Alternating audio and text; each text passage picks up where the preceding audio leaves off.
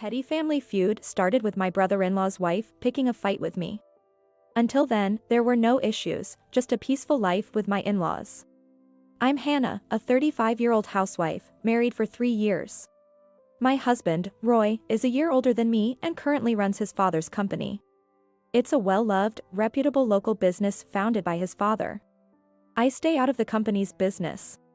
I'm studying law for the future. My relationship with my in-laws is good.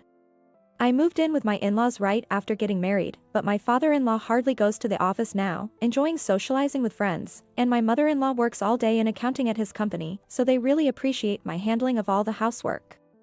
Additionally, Roy has an older sister, who is 3 years his senior and works at their father's company with her husband, and a younger brother, 2 years his junior, who works at a friend's company and has moved out. Since I had little interaction with them, there were no issues. The peace was disrupted when Roy's brother, Tyler, married 27-year-old Melissa. She was already pregnant at the time of the marriage and gave birth to twins, a boy and a girl, 2 months later. In contrast, Roy and I don't have children.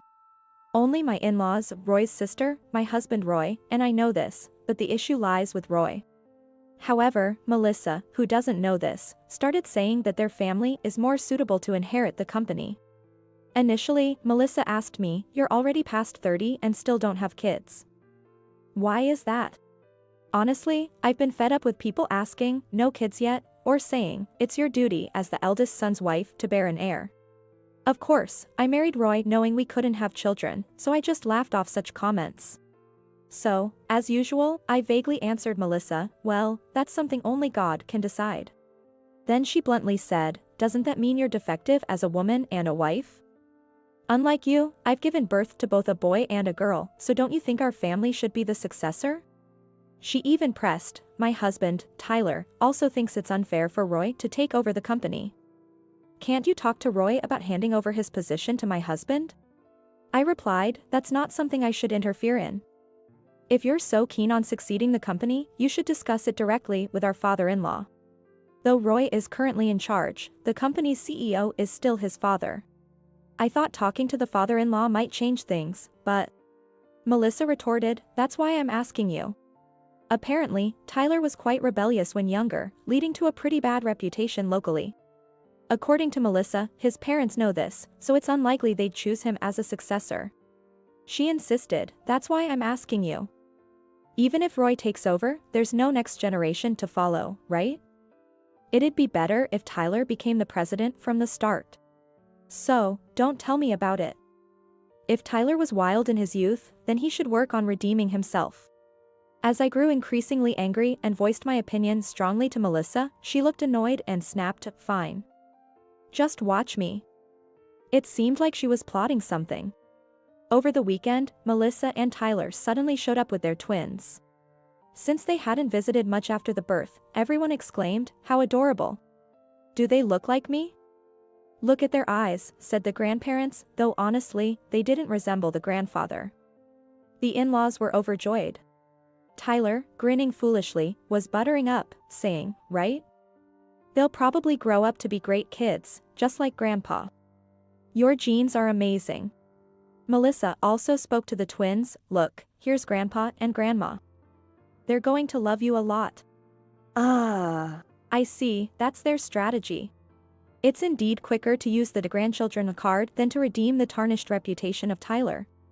But, I think, or rather I'm sure, their efforts are in vain." While I thought this, Melissa looked at me and smirked. "I want to raise these children to be as respectable as you. Can I bring them here often to show them your admirable ways?" I thought it's ridiculous to show this to infants, but the father-in-law was surprisingly happy and agreed readily. Then, getting carried away, Tyler asked in a wheedling tone, "Dad, we're really struggling financially now with 2 kids all of a sudden. My current job pays poorly. Could you help us out a bit for your adorable grandchildren?" The grandfather, smitten with the twins, agreed to give a monthly allowance of $1,000. My mother-in-law and Roy watched her with complex expressions. Later, my mother-in-law told me that she and my sister-in-law had to apologize a lot for Tyler's past misdeeds. The diligent and hardworking sister-in-law, who is the opposite of Melissa and Tyler, strongly opposed their marriage, and the mother-in-law regretted not listening to her. It's unthinkable that couple could raise their kids properly. And I was terrified they'd dump the twins on us, she said. Indeed, I agreed. Hannah, this is no time to be relaxed. If they bring the twins over on weekdays, you'll be the one looking after them. That's right.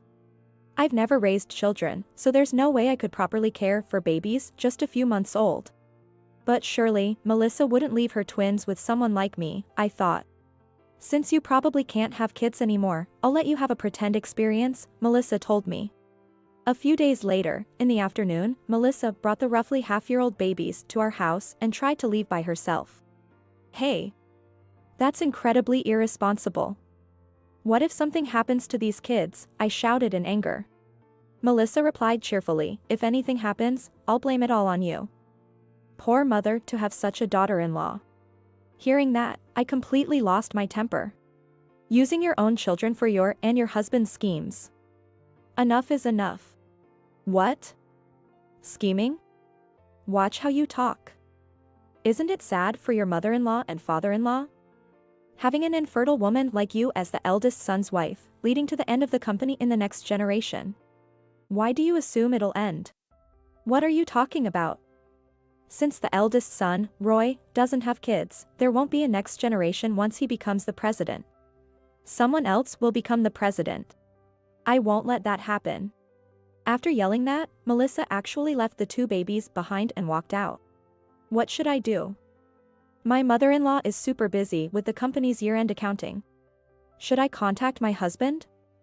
But Roy has zero experience with child rearing too, and he has apologized many times for the fact that I can't get pregnant because of him. Should I really discuss the baby situation with him?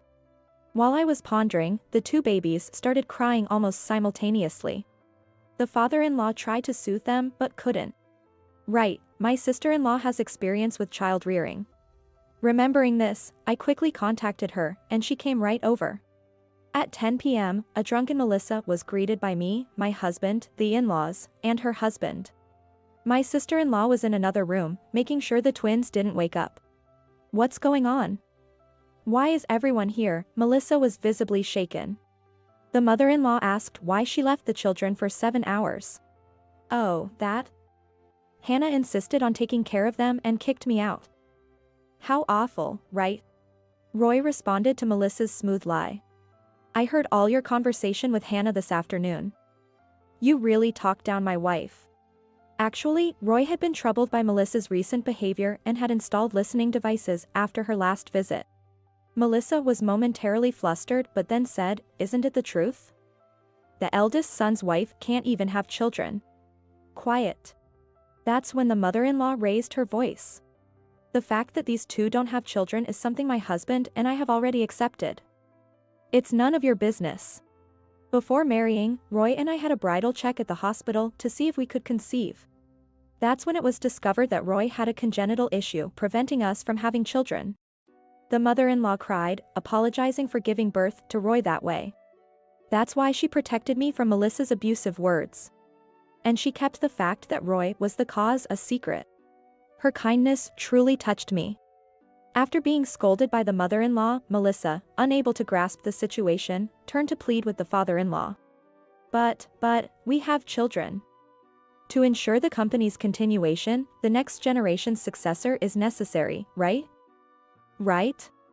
Then the father-in-law calmly replied. We haven't thought that far. Whoever becomes the next president can decide. Choosing a successor just because they have children is absurd. Hearing this, Melissa and Tyler's expressions changed. So, does that mean Roy is the next president? Tyler almost shrieked. The father-in-law responded. No, I'll let your sister take over. We decided this before you two got married. The brother-in-law couple's faces looked as if they had been hit by a bullet. But, the sister is a woman, Tyler managed to say. The father-in-law cut him off. She has always been excellent academically and popular. Plus, you might not know this, but she had to apologize for your misdeeds.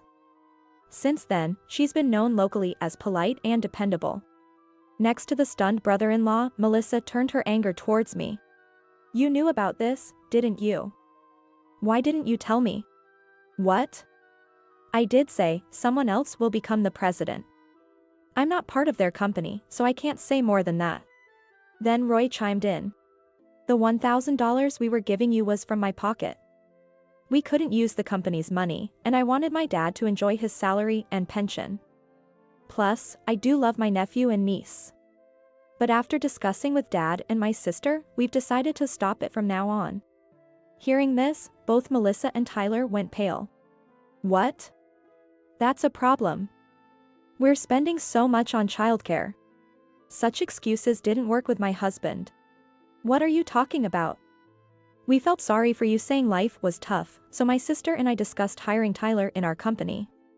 When we had a private investigator check as part of a background check, we found out you two often left your kids with your parents to go clubbing. At this revelation, the couple collapsed on the spot.